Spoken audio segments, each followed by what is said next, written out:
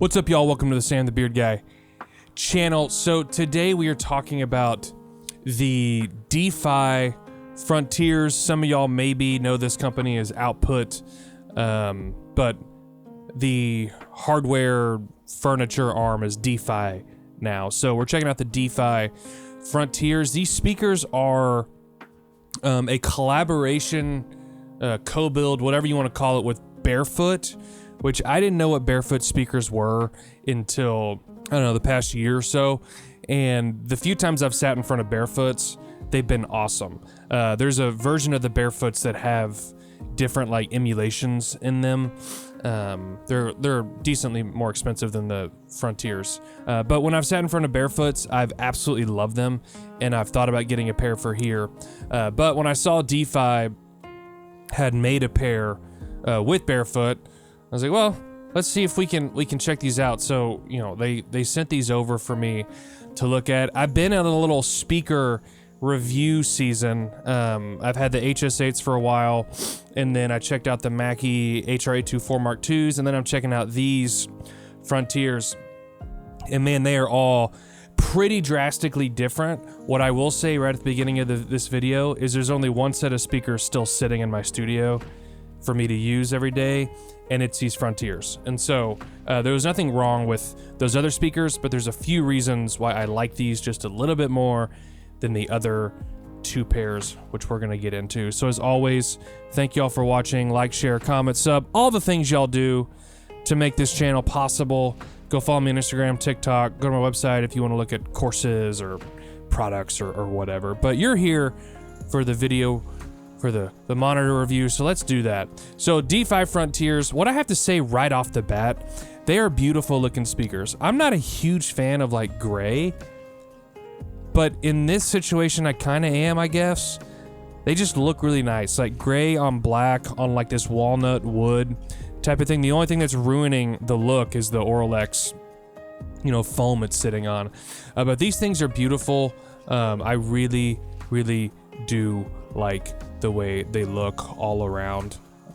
So yeah, like I already said, these were co-produced or co-designed with Barefoot Sound, which, you know, already kind of says a lot. But really dense build, but no cheap plastic. Yeah, they don't feel cheap at all. They both weigh, I think 11 pounds. Yeah, 11 pounds. Here's one of, I think, probably, you know, one of the big reasons why you would get these speakers, and really anytime you're looking at buying a speaker, is whether it's front ported or rear ported. And so a front ported speaker is going to be this guy right here. A rear ported speaker is going to be the opposite, where it's on the rear. And so what that allows is in smaller rooms where the speakers have to be tighter up against the wall, having front ported speakers helps because you don't get any bass boom coming out of the back, like up against the wall. And so with rear ported speakers, you're gonna want, I think it's 3 feet. I can't remember off the top of my head, but you want some space between the wall and the desk. My room is 11 by 13, 12 by 13. And so I like to have my desk as far into the wall as I can. And so having front ported speakers helps me. And so what I'm getting with these speakers, front ported, tighter bass. There's a little bit less boom in this room than I dealt with when I had my HS8s. I used the HS8s for probably a decade. But front ported speakers allowing me to get these speakers up into the wall. I mean, they have to be. They've always been, no matter what speaker it was. But these really fit in nicely into the room just because it's not a small room, but it's not a large studio room. And so having them off the wall, or having them up against the wall but front ported really does help. I've already noticed a few of the room modes that I had gotten used to, but they've changed a little bit and they've diminished. I wouldn't say a ton, but it was noticeable when I was A-Bing between the HS8s and the Frontiers, specifically with the room mode frequencies. Yeah, it's tighter bass. The frequency response is not as low as the HS8s or the Mackies, or probably a lot of speakers that I'm used to. It only goes down to 45 hertz. And so I have not gotten a sub yet, but I am kind of shopping around for some subs to get me the 45 to 20 or 45 to 35, 30-ish hertz or whatever it's going to go down to range. It's not necessary. I could live with 45 hertz and not need it, but I want to, you know, kind of fill out the rest of that. It's crazy to me that we have to buy, you know, a whole nother speaker just to get 20 more hertz when there's 20,000 hertz on the spectrum. But those last 20, 30 hertz at the bottom, you gotta, you know, buy a whole new speaker for. It's crazy, which makes sense because physics. But yeah, I am gonna get a sub, so the 45 hertz thing is not a bad thing. I've been mixing on these and working on projects with these for the past, I don't know, handful of weeks, and I don't really feel like I mean, it's obvious I don't have it, but I'm also not a professional mix engineer, so there is an element to it of like, it doesn't really matter. Like, it'd be cool if I had the last, you know, 20 to 45 hertz, but I'm not mixing. So, whatever, you know? I haven't felt like any of my mix translations have been off because I don't have that 20 to 45 hertz. Because most places you're listening don't have that anyways. And so, I don't feel like that's a dip, but I am just saying, I am looking at getting a sub. So when it goes down to 45 hertz, I guess it's a con, maybe it's a neutral. The other thing about these two speakers that I've noticed right off the bat is they call it the dual concentric driver design. It's one coaxial 6.5 inch cone with the tweeter in the middle for better phase coherence. And so one of the things that I've noticed about these is the stereo spread is a lot more forgiving where your head's at. So on some speakers, you have to be right in the zone to get correct stereo spread, and as soon as you start going off axis, it immediately just like falls apart. I don't get that nearly as much with these, which is a large part. One, because it's a more modern speaker. I was used to working on the HS8s, which is an older speaker. It's also part of this is the driver design. So yeah, as far as like back panel inputs are really simple: balanced TRS, unbalanced RCA, power switch, volume trim. There's no DSP, or EQ, or Bluetooth, or any of those things. I think the idea here is just minimal signal path. So that is what it is. As far as like kind of my thoughts on like the sound character of these things, you know, the HS8s were brittle, and long sessions they kind of got harsh to listen to. The Mackies, their whole thing was like they're 8.5 whatever inch speakers. There's plenty of bass there for, you know, for whatever you're working on. Both of those, I think there was some element of ear fatigue. I didn't own the Mackies long enough to really have an ear fatigue session for real, but the HS8s over time, you know, say a full day of working, I would finish and be like, man, I wasn't listening that loud, but my ears are just fatigued. A lot of that was the brittle highs, and I'm not dogging on the HS8s. I think they are fantastic speakers. The Frontiers are a little bit less harsh on the highs. They're a little smoother on the top. Smoother's a buzzword when talking about, you know, sound. It's smoother on the top. I think these are, you know, these speakers are very mid-forward. And they're honest, but they're not hyped on the high end.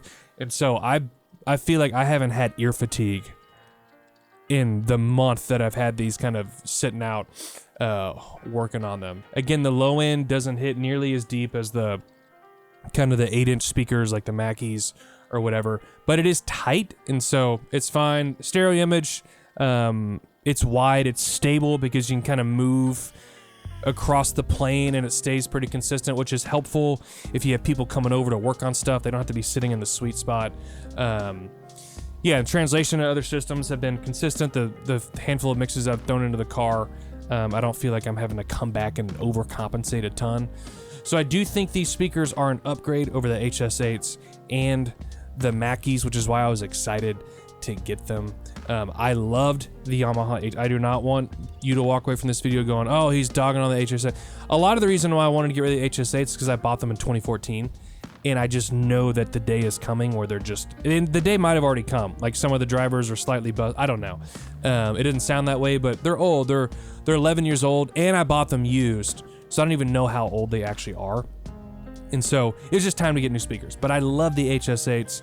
They got me through a decade of my life. So they're great for small rooms. I don't find myself overcorrecting in translation. Great stereo image, tight bottom. Probably a better way to say that. Smoother highs than what I'm kind of used to in this room. They look great. Imaging is awesome. Not fatiguing. They're co-designed with Barefoot, which is a pro. I will say, cons. I wrote these down. The limited low end. There's no onboard tuning, but I've never needed that, but maybe that's a con to some people. I wouldn't say these are cheap. They're $1,400 for a pair. Which I think is fair for a decent pair of speakers. But yeah, don't they look great? All their gear looks great. This is the desk I own too. I actually own their desk. I bought it when it was called Output. And of course, look, they've got their software open. They're just crushing it at the marketing. Everything in this picture is Output except for the stuff they don't make, which is half of the stuff in this picture. So, yeah. So those are pros and cons. My overall thoughts, get these speakers or don't. It's so hard to, communicate how a speaker sounds without, being in the room. But this is just kind of my experience, especially compared to the HS8s in the Mackie HR824 Mark IIs. And so, if you're on something like, a KRK, or one of the cheaper ones, this is a huge upgrade. Something like an older speaker like the HS8, I think the Frontiers are probably giving you a little bit better mid-range accuracy, less brittle high ends. Modern near fields is kind of how I've seen these described. I love these. There's a link below, as always, to check these out. Go check out DeFi and Output. I've had this desk. They didn't even ask me to review this, but I'm doing it anyways. I've had this desk, the gray version, it's doubled in price, but I bought it in 2020, and I love it. It survived one move. It only has survived one move.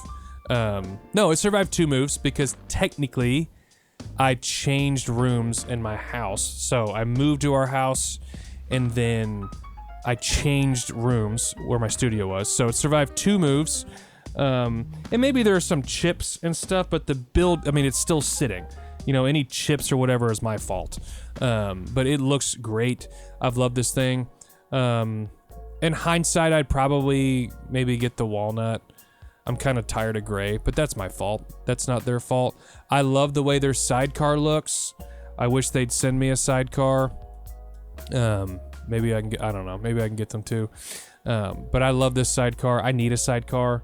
I just got rid of the sidecar I had because it was just like a travel rack on wheels and it was crushing the vibe in this room. But I love the way their sidecar looks. I don't have my speakers on stands, but I don't know, stands are kind of stands. I guess the only thing they can do is like have a good aesthetics.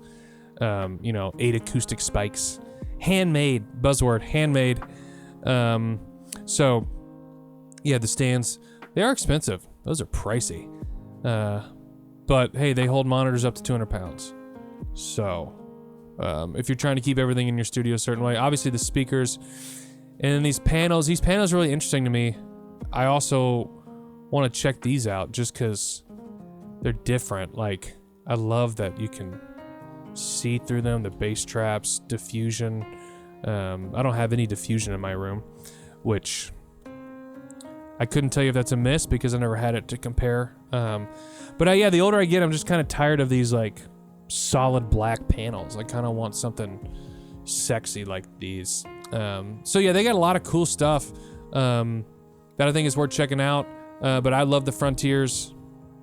I don't have a lot of complaints about them other than just the natural limitations of them being 6.5, you know, speakers. But that's what you're getting, and you know that's what you're getting. So I don't really think it's a con. I think they're priced well. Anyways, this video is too long. As always, thank y'all for watching. Go check out DeFi. Check out all their stuff. I'll see you later.